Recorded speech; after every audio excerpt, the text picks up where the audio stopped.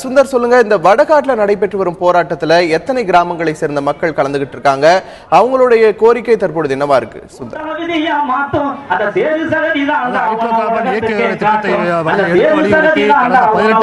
நெடுவாசல் பகுதியில் நெடுவாசல் வடகாடு உள்ளிட்ட பல்வேறு 70க்கும் மேற்பட்ட கிராமங்களில் இருந்து பொதுமக்கள் போராட்டத்தில் ஈடுபட்டு வருகின்றனர். இந்நிலையில் தான் இன்று காலை முதல் வடகாடு பகுதியிலும் இந்த பகுதி மக்கள் போராட்ட களத்தில் குதித்துள்ளனர் என்று கூறலாம்.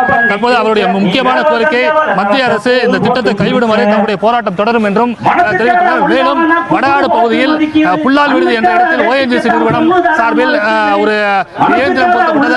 எரிகுழாயை எடுப்பதற்காக எரிகுழாய் தோண்டப்பட்டு அதிலிருந்து இயந்திரங்கள் பொருத்தப்பட்டுள்ளது. இதை உடனடியாக ஆற்ற வேண்டும் என்ற கோரிக்கையை வலியுறுத்திதான் இன்று முதல் வடகாடு பகுதியில் பொதுமக்கள் அறப்போராட்டத்தில் ஈடுபட்டுள்ளனர். இது குறித்து நம்மிடம் பேசுவதற்காக இந்த பகுதியைச் சேர்ந்த ஒரு சில கேட்போம். இந்த போராட்டம் இன்னிலிருந்து தொடங்கி இருக்கு. இது எத்தனை நாள் நடக்கும்? எதற்காக இந்த போராட்டம்? ஹைட்ரோ கார்பன் எடுக்க திட்டத்தை என்னைக்கு தடை செய்யறாங்களோ அதுவரை இந்த போராட்டம் தொடரும். கடைசி வரை மத்திய அரசு எப்போ ஹைட்ரோ கார்பன் திட்டத்தை நிறுத்துறாங்களோ அந்த திட்டத்தை நிறுத்துறது எப்போ முடிவெடுக்கிறாங்களோ அதுவரை இந்த போராட்டம் தொடரும்.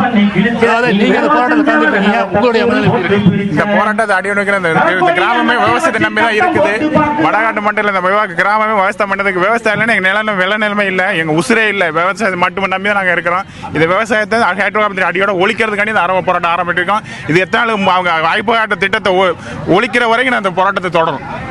அதாவது இந்த பகுதி மக்கள் தெரிவிக்கையில் ஹைட்ரோ கார்பன் திட்டத்தை மத்திய அரசு நிரந்தரமாக தடை செய்யும் வரையில் தங்களுடைய போராட்டம் தொடரும் என்றும் தெரிவித்துள்ளனர்.